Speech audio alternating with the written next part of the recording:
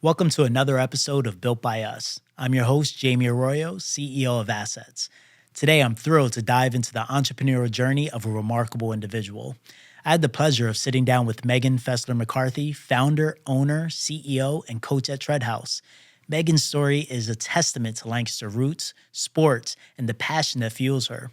From dominating varsity sports at Lancaster Catholic High School to earning a full Division I scholarship at James Madison University, Megan's journey is nothing short of inspiring. Megan and her team have created something special in Lancaster, consistently voted the #1 workout studio in the area. Their approach blends scientific research, top-notch equipment, and a fantastic community, making every visit to Tread House an experience. In today's episode, we're delving into Megan's entrepreneurial journey. We kick things off by exploring how running provides the foundation for solitude and clarity in the midst of the entrepreneurial whirlwind. So grab your favorite headphones, lace up those running shoes, and jump into this inspiring conversation with Megan on Built by Us.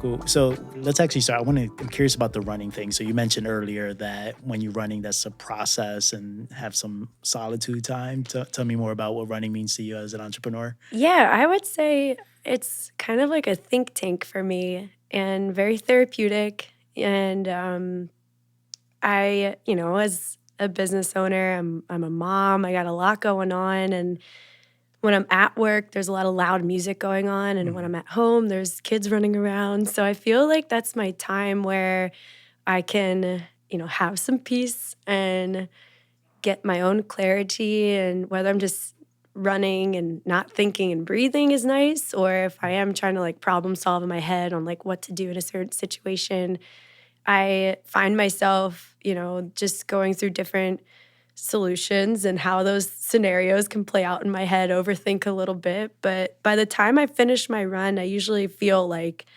I know my next step in a certain, situation that I may be in, or a project that I'm starting to work on, and how to be creative and what should I do that's different. And it's very therapeutic. Yeah. And it's not for everybody, but I've definitely have gotten to a place, and it's taken a while for me to find running as that, but I really enjoy it. Yeah. I feel the same way. I asked you about that because I found running, especially during the pandemic era where, couldn't go to gyms, everything was shut down.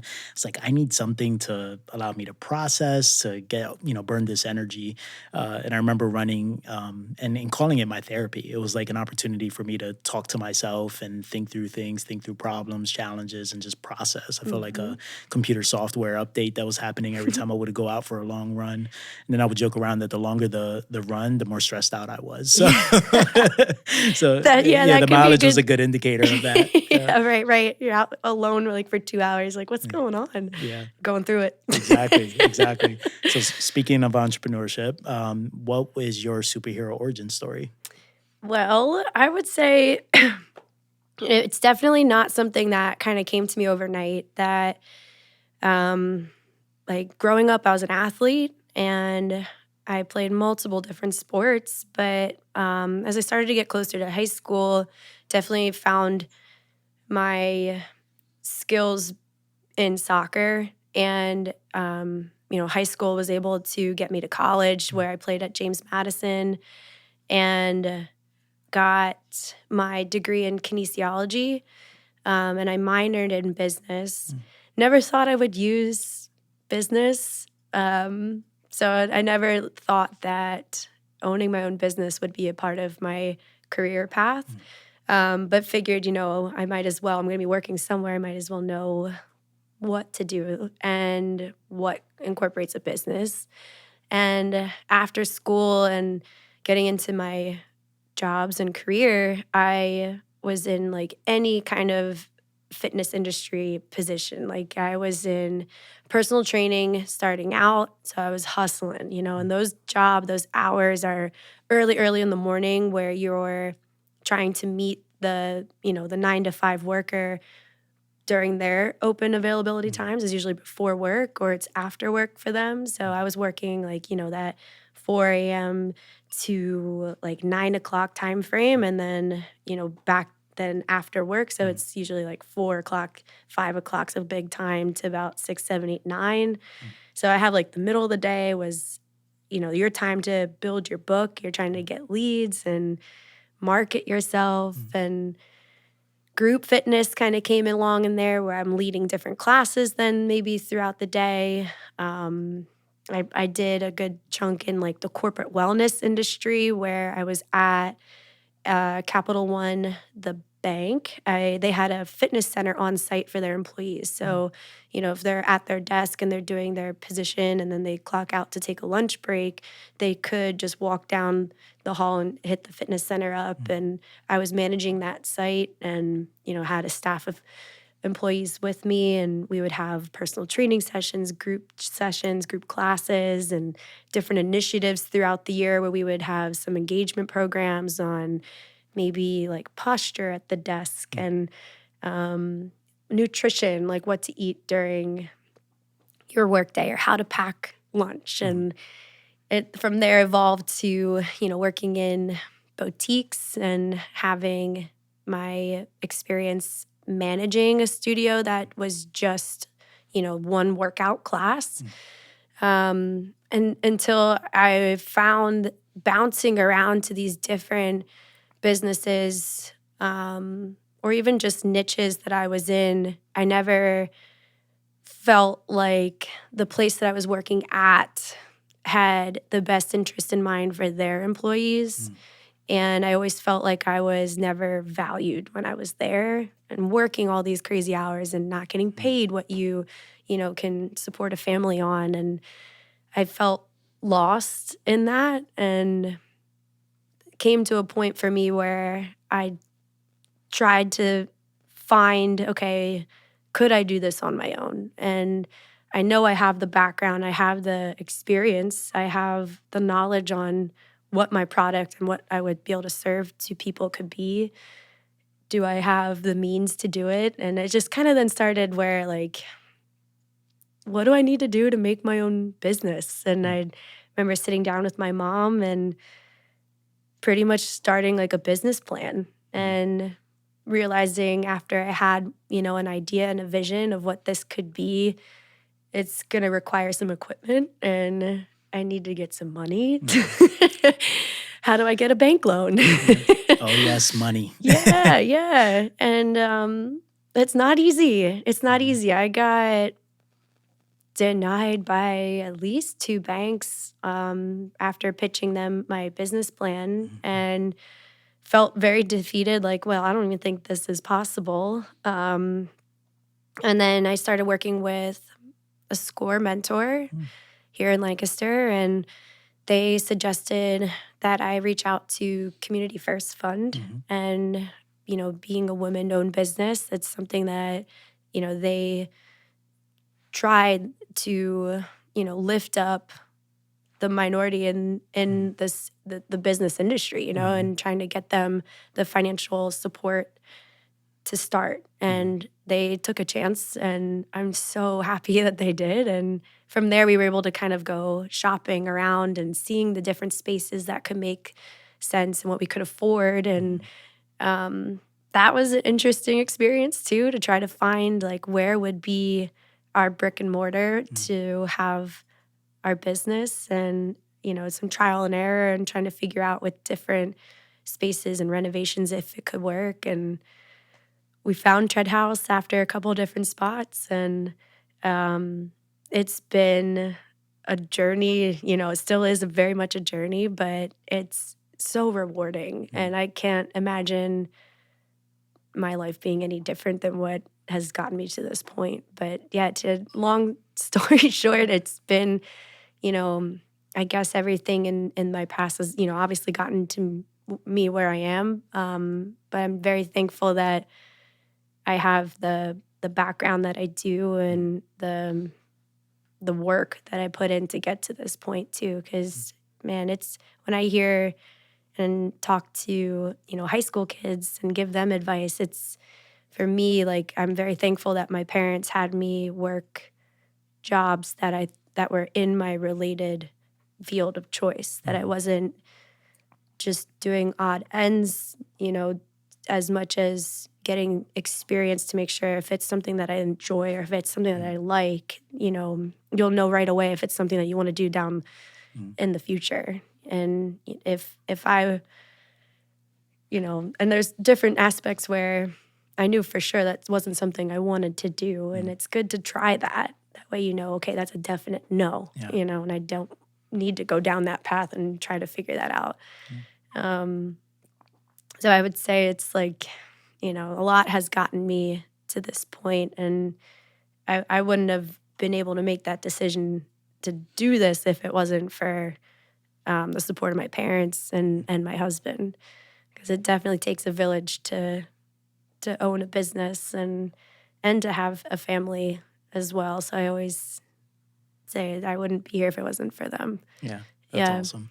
Yeah, I think sometimes people think of entrepreneurship as this solo sport, but it's really a team sport, right? You need people around you that's going to help support the vision, support you, and then also sometimes chip in when needed. Has any of your family members jumped in on the business itself to get it going or support you along the way? Absolutely. My husband is my CFO. I kind of joke that he's like the yang to my yang. I need that balance because I'm very much a yes person. And if I like something, I'm just probably going to go with it, but I need somebody to give me that checks and balance. Leave it to the numbers person and say, no, exactly. You can't do that. Right. Yep. So, and it's, being very aware of yourself is crucial too, because if you know your strengths, which we all tend to probably do, but if you're very aware of your weaknesses or where you don't maybe even want to put your energy towards, because it's very energy expending, that's where you would definitely need to have help. And very rarely can you do it on your own. Yeah. How's that dynamic? So there's a lot of, surprisingly, actually, now that I think about it, a lot of businesses in Lancaster that are ran by couples. How is that dynamic with you and your husband working together on the business? It's awesome. Yeah. And I would say for that, like yin-yang personalities that we do have, or I wouldn't say personalities, I would say like skill sets. It definitely plays off of each other very well. And Justin's my best friend. So the thought that we're able to work together like this is just a dream. It's so cool. Yeah. That's awesome. Yeah, that's wild. I'm starting to think of all the couples I know now that are actually running businesses. I don't think I realized that Lancaster is filled with a lot of couple-ran businesses. That's awesome. Yeah. It is really cool. And then, our kids can come in and like see us, and from day one they've just been like helping in different ways. So it's cool to see how like they view us owning a business and then them being a part of it. And like when we went into like their career day at school, and we like showcased that they're like our vice presidents of Tread House. Oh, that is awesome. It's cool. It's cool to have a family aspect in that. And I think our members definitely, relate to the fact that it's not just, a Wizard of Oz moment where there's somebody behind the curtain just plugging numbers and you never know who's owning anything. They're very aware that, Justin and I are involved and we're there, and they see our kids and they know us. Yeah. That's great. Yeah. So you opened up Tread House in 2019. So tell me about the last 4 years and what has that looked like for you? Well, it's as you know, the pandemic happened. Yeah, that old thing. Yeah. And but we opened in 2019 in December. And then, we're rocking and rolling. We had a pre-sales kind of leading up to that. And I had actually started a run club. And while in the summertime, like we were going for different runs around the city and maybe starting at a place, running around and finishing there, and like getting the community involved and connecting with people and using movement as that mission and drive. People kind of heard of us and they were excited about this new place that was going to open up. And then we started to do pre-sales to talk about what the, classes would be, what our mission is, what this vision of Tread House would be, and what the memberships would be, because they were at like, our lowest rates to try to get people to sign up. which we call our OGs. Yeah. So we still have them. There's a good amount of OGs that are still coming through to Tread House. Shout out to the OGs. Yeah, did they get like a T-shirt with the OG on there? Well, like? At this point, like if you get to be hitting 200 classes, then like we gift you a hat. And once you hit 500 classes, we gift a shirt.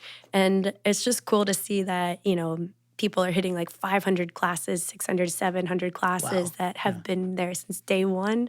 So we definitely like to highlight those people. But yeah, it's a rocky start. So I will say in a couple different ways because, obviously the pandemic closed businesses down and really made you reevaluate life.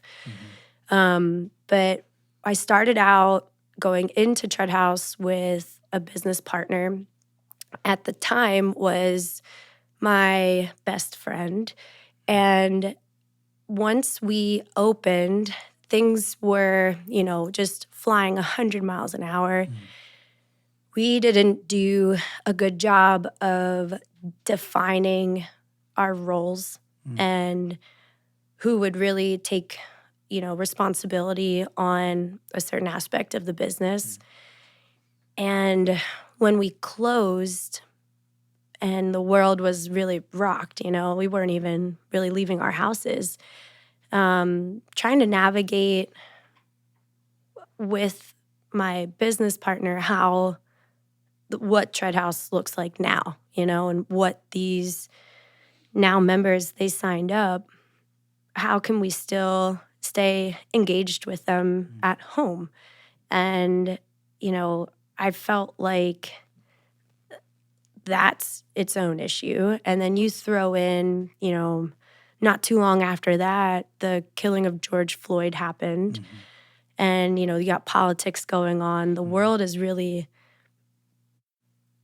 having people show their beliefs and what their values are. And if you weren't feeling aligned with somebody and how they were speaking to a certain situation, it really made you like question, your friendships or how you interact with family. And I was just, we started to go in different directions and we just weren't aligned, I think, with our values. And even when it came to Tread House, it just got a lot of things kind of got in the way.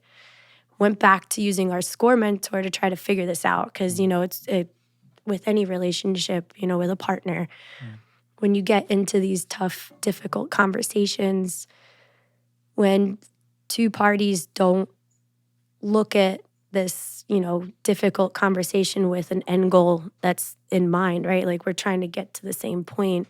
But if one person is continue to, not try to get there with you, it's not like, what are you doing? Why are we doing this? We went to different like mentorships to try, or mediators to try to, problem solve and see if we can work through different disagreements or the issues that maybe have been hanging that we're not addressing. Yeah. And those mediations just, I think, caused more tiff in our relationship. And unfortunately, we separated. And that was all while we were closed.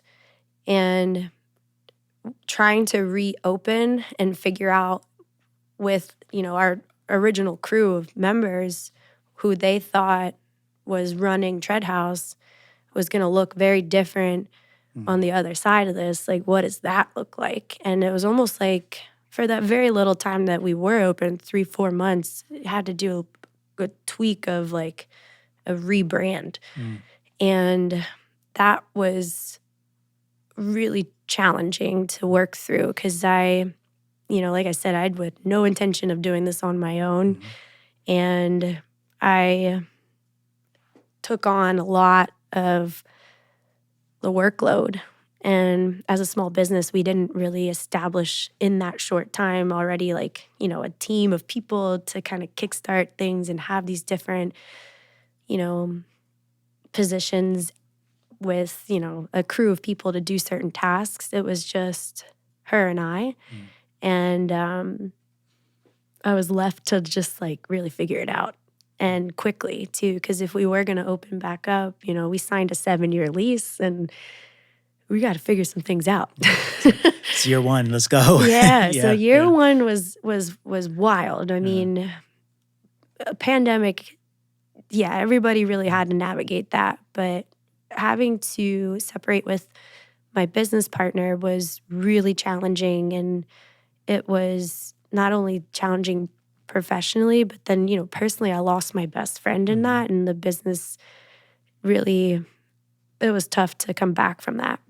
Yeah. Well, thank you for sharing that. I appreciate that. Yeah. It's these, I think we all go through these time periods. Kedron Crosby from Work Wisdom likes to call it the crucible that we go through, where it's an opportunity for us we kind of get melted down and reshaped into hopefully a more evolved, better version of ourselves when we go through something challenging. So it sounds like that year, 2020, well, for a lot of us was a crucible, but for you more personally than going through that situation. Yeah, for sure. What would you say is like a lesson that kind of you carry with you that came from that year? I would say just with partnerships, it's like I really think through compatibility now. And because you can be two totally different people with beliefs, like absolutely. But again, if you're aligned and you guys have the same values, you can work through the same mission to get to a common goal. But if you aren't aware of each other's values and you're not aligned on them and you're trying to just make it work, you're really going to have a struggle and just bad energy to try to get to your finish line. And so I would say a huge lesson for me was to not just jump into things thinking that everything will be fine, there'll be a nice, we'll figure things out. You got to be very careful, especially when you do get into a partnership. This episode is built by the Reimagining Our Community Giving Circle. The ROC Giving Circle is a way for the community to support BIPOC-owned small businesses through collective philanthropy. The Giving Circle is managed by the ROC cohort, and its purpose is to facilitate funding to initiatives that support BIPOC-owned small businesses. To learn more, visit roclancaster.org. Yeah, I think that's something, I'm not sure if you did this during your business planning, but I feel something that maybe bigger organizations do, but not too many small businesses focus on is vision, mission, values, and really understanding that if the team, not just even just partnerships, but even the full team aren't bought into the values, and then what do those values mean? So I might say I value excellence, but we might have two different definitions of excellence. So do we even agree on the definition of these words? I feel is something that I think entrepreneurs could, especially when you're starting a business and going and building your team, being very clear on what that vision, mission, and values are, and what do we mean by this, using this language? Right. Yeah. That's huge. I mean, it's exactly how we hire now. Tell me more about that. So if anybody express interest, it's like when we put our job posting out there, we highlight what our values are, our mission. And then when, we have, let's say, an applicant reach out saying that they're interested, when we talk on the phone and have our screening with them, like we ask them, like, what do they think about these certain values or which, and then our values aside, like, what are your values and what are 3 things that, you would say maybe professionally or personally that you couldn't live without, or your work ethic, right? And because it has to align. And when somebody is a hell yes, it's just across the board, like they get it. And a lot of the times it's like, the operating system or how certain things are going to get done, that can be taught. But at the end of the day, like, you can't teach somebody to be a good person and to have a good heart and just a good warm soul, And so those are the things that it's hard during the hiring process to try to find those people, but they're there. But you got to ask those, deep questions and really try to figure out, okay, like, are we compatible? Is this going to work? Yeah. And it saves you in the process, because I would rather hire very, very slowly to try to find the right person for the position than to find like you're in this process of just having to fire somebody or having to let them go because they just weren't able to see the picture and do things how you would hope that what they would, be a certain way or do a certain thing. So it's just, a learning process too. But like you said, establishing those from the beginning and have a foundation to move off of is always going to be like, that's your North Star, and when you ever get, it's not that pivoting moves you in different directions. You're just constantly pivoting off of what you believe in. Yeah. And I feel like that doesn't begin to show itself until there's crisis. So I think that's the scary part, is that we can say we believe these values, but it's not until things get hard when you actually are displaying whether or not that is your value or not. So I like that you're intentional and slow at hiring, because then you're able to kind of be patient with it and be more intentional about that hire to make sure that it is the right fit, because you might not know until there's a crisis. Yeah. And with that reason, and when we like reopened, and it was after as business partners we separated. Right before we reopened, like how we reopened with that announcement was by stating our values and our mission and our vision. I love that. That wasn't even something that we were able to come together with from the beginning. So I remember our like reopening pitch was that, a good house is built on a strong foundation. And I mean, as Tread House, it was like, it felt very fitting to be like, okay, let's rebrand ourselves with just knowing who we are. And we really stick to that. And we have, when you walk into our lobby, our core values are listed, right on the wall. And like I said, it's something that we hire off of and take, it's very important in a business to know, like I said, your foundation. Yeah. So you mentioned earlier that in previous jobs, you're very adamant about employee well-being, and that was a very important part for you. How are you incorporating that into the business now? Yes, I would say for one, and it's hard to talk about, compensation, but man, it was like, you're working so hard. You're coming up with the class design, and just curating and programming itself takes a while. And if you're coming from a science background and you're trying to do things that really truly make sense, it takes a good amount of time to program. And so there's that. And then there's a lot of the spaces that I worked at, you had to go get your own people, and you got to take, wearing a different hat. Now you got to go be personable, and you got to stop somebody who is on their way to the weight floor, and they probably have their headphones in and they're trying to do their own workout. But now you got to go try to like spark up conversation on why, maybe can I get like 2 minutes of your time to like show you some like circuit over here? It's a little salesy. Yeah. It's exactly that. And it's like, but it's salesy, and it's like shark-like, and it's like, whoa, you really got to interrupt people and put your name out there. And,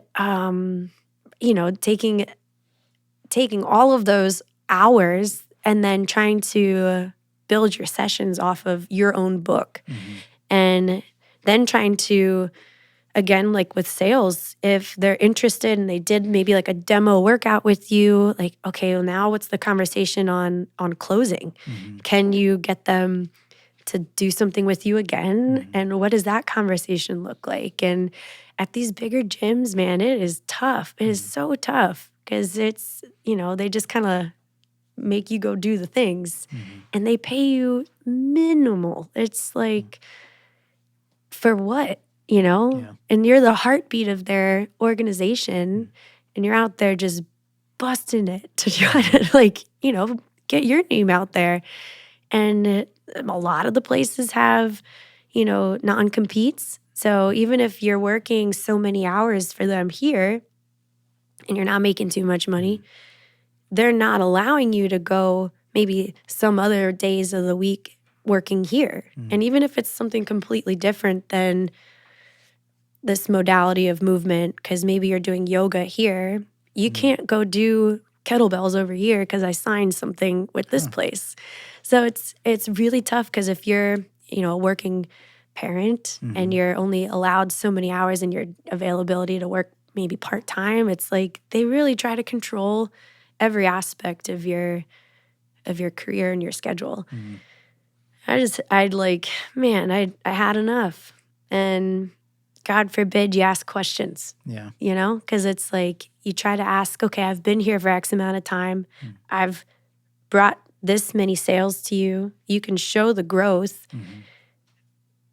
Can we talk about, a raise? Or is there any opportunity to grow in your business? Like, what does that ladder look like?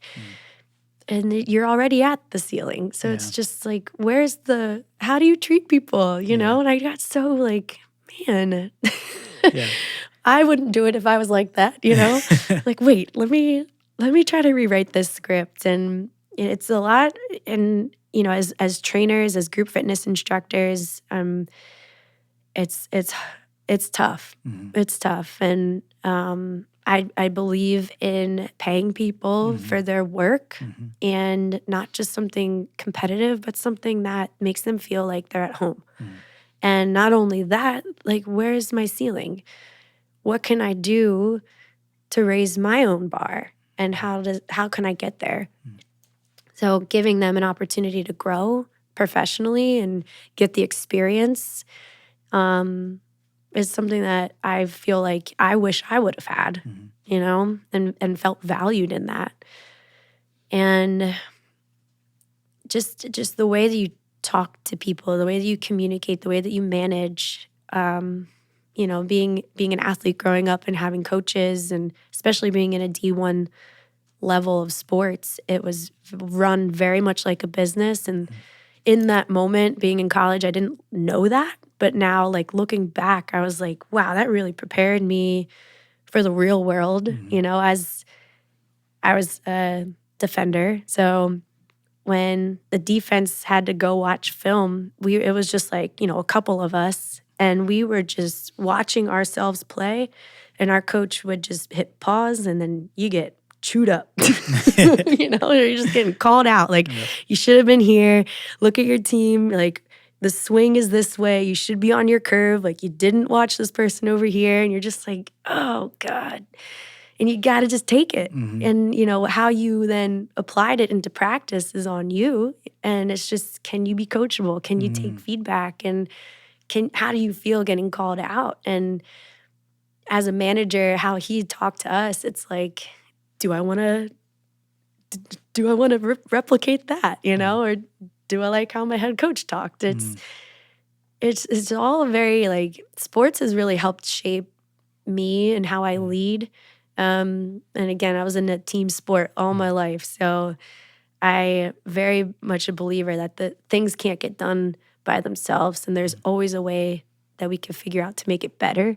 That's definitely something as, an entrepreneur, like, I'm not given a blueprint on how to run Tread House. I have a very clear vision on how I think things could work very well, and use my past with Tread House to make sure, like, yeah, that worked, let's repeat it, or that didn't work, like, let's do something different.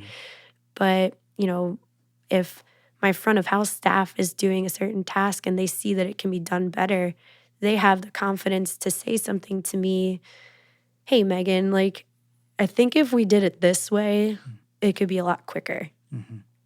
And it's like, for me, like, yes, like, thank you, because I don't see it like that. And if it's going to help, the rest of us get the job done quicker and easier, like, let's change it. Yeah. I feel like entrepreneurship is the ultimate sport. So what are some lessons as an athlete that you kind of transferred over to the sport of entrepreneurship? And what are some things that you left behind and didn't take over with?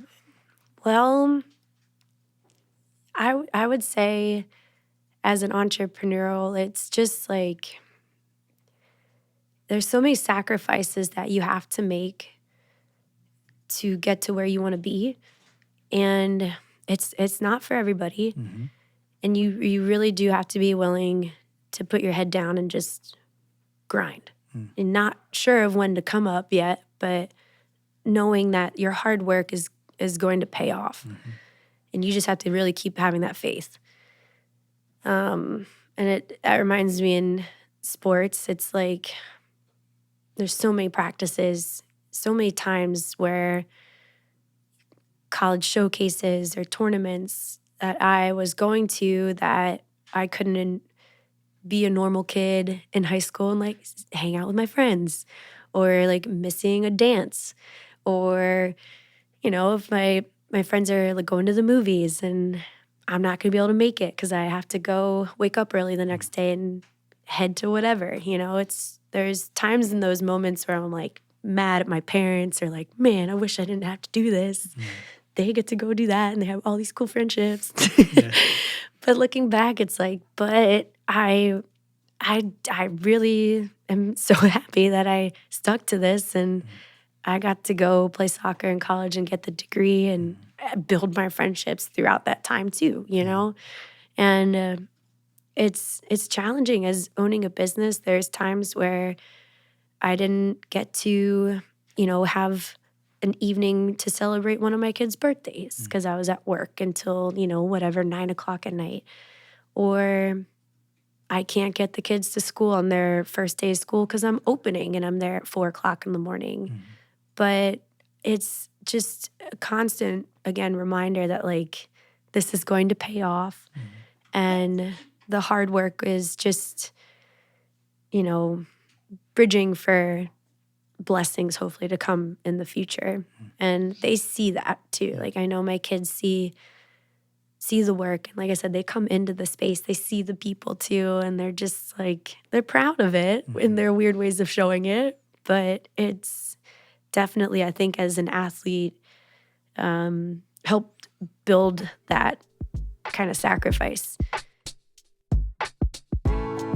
This special podcast episode is built by the Lancaster County Community Foundation, which uses the transformational potential of community-based philanthropy and the power of endowment to help shape a Lancaster County where every individual is valued, has a sense of belonging, and has the opportunity to thrive. Thank you to our friends at the Lancaster County Community Foundation for making it possible to provide access to training and lending for entrepreneurs. Yeah, there's definitely trade-offs. And I think that's an aspect of entrepreneurship that I don't think too many people think about, is that it's not this glamorous, or not always this glamorous. I mean, unless you sell Bitcoin or something, but I don't know if that's if that's real anymore. But but there's a lot of hard work. You know, there's a lot of trade-offs and sacrifice, especially in the beginning as you're starting the business and really building that strong foundation, as you mentioned. Are there any mentors in your life that kind of help you navigate some of this stuff or help you prepare to face these challenges head on? Yeah. I mean, like I said, I worked with SCORE. But, you know, my parents, man, they're just like my sounding board, and Justin too. Always listening to like my crazy ideas. And, or just, you know, a lot of the times, like I really have to say my mom has so much confidence in me that a lot of the times I don't see in myself, where she really gave me this push to do it. And I didn't really believe in myself until she believed in me. And then, you know, being able to step into this role, I was like, I think I can do this. And I wouldn't have been able to do that if it wasn't for my mom. Yeah. It's awesome that I think we all need someone that can see probably more in us than we see in ourselves, to at least nudge us in that right direction. So we talked a lot about well-being, and I think before we started recording, we were talking a little bit about mental health. So I'm curious, you know, what in your mind is the difference between working hard but not burning out necessarily, especially in entrepreneurship? It's very easy to have tunnel vision, understand the amount of sacrifice that you have to make in order to get something going.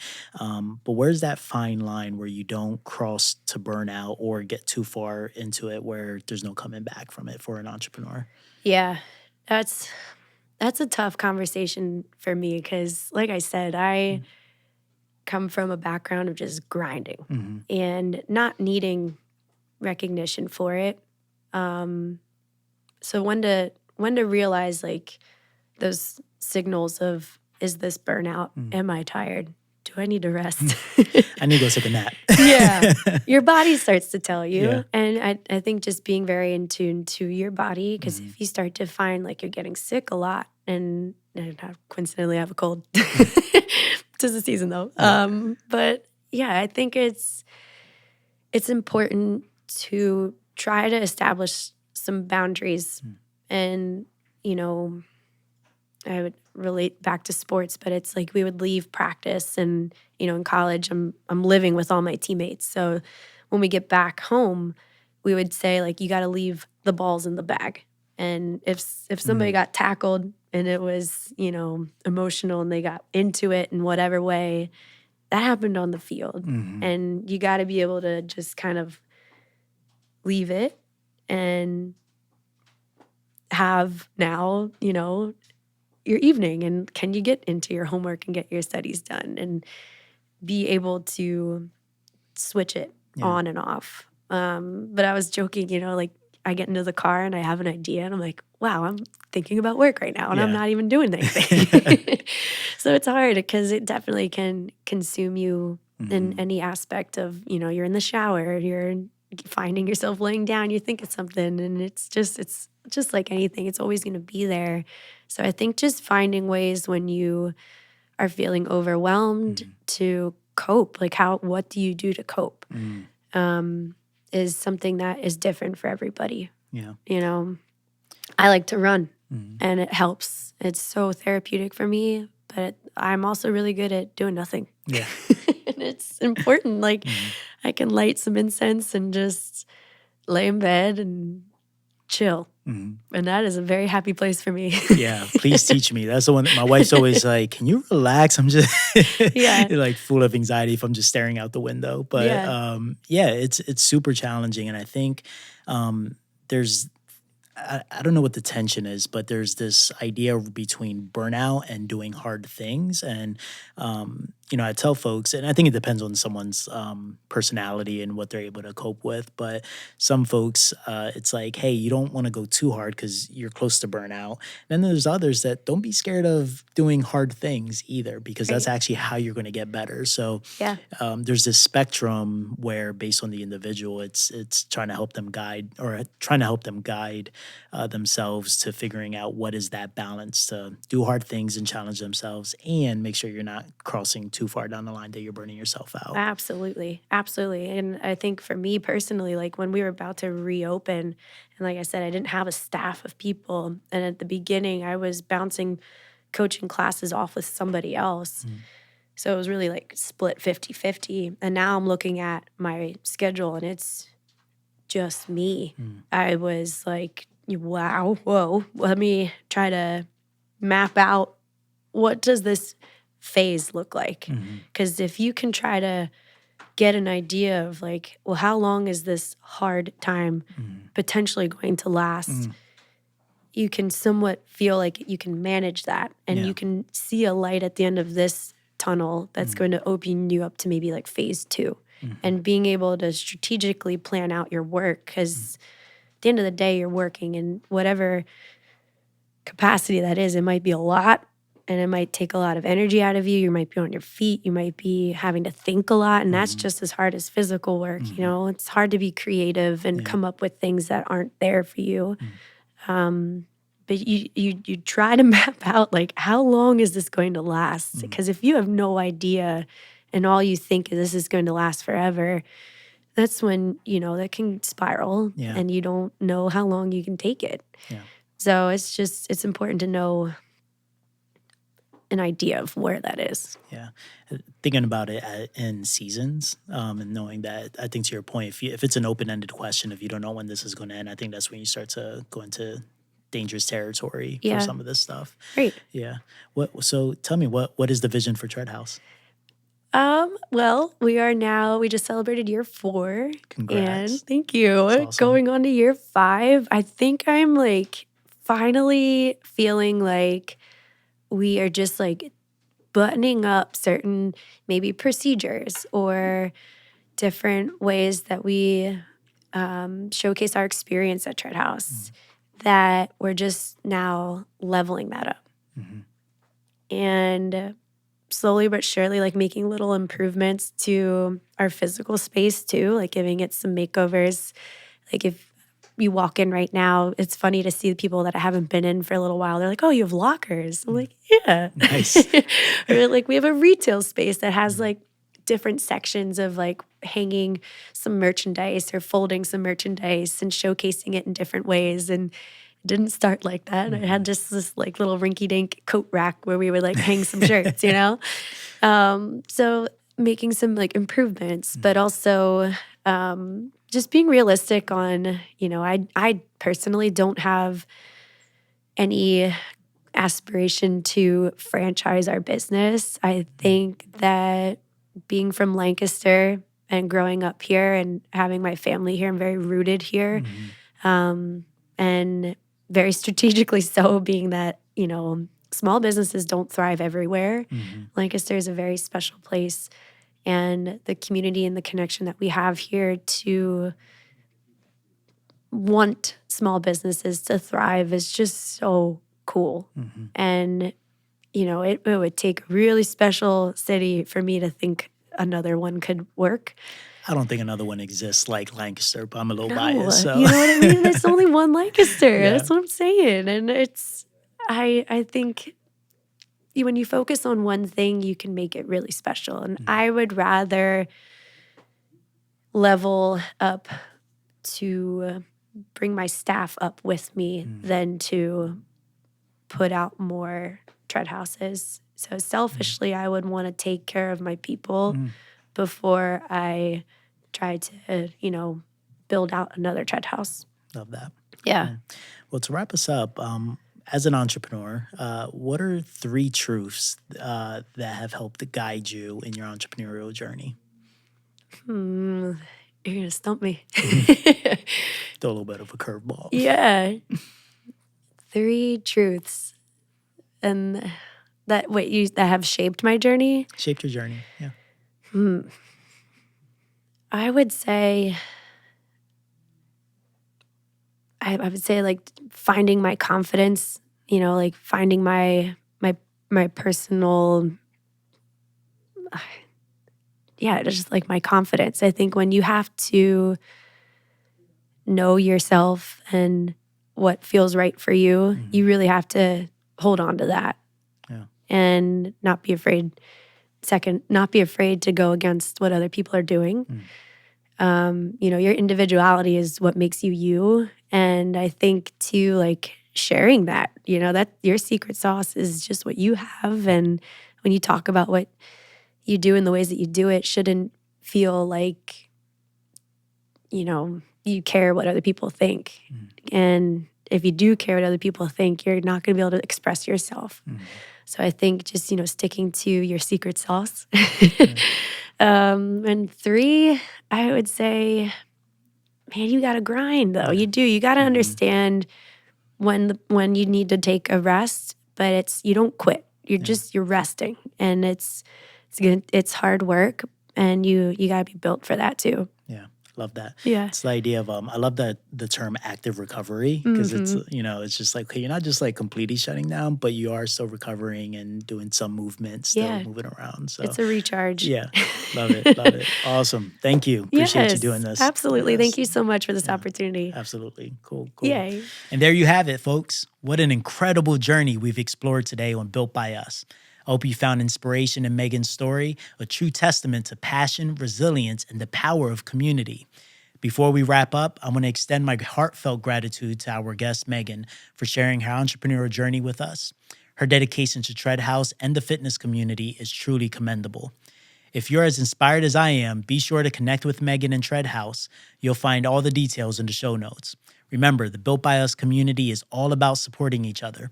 If you enjoyed this episode, please subscribe, rate, and leave a review. Your feedback means the world to us, and it helps us bring more incredible stories.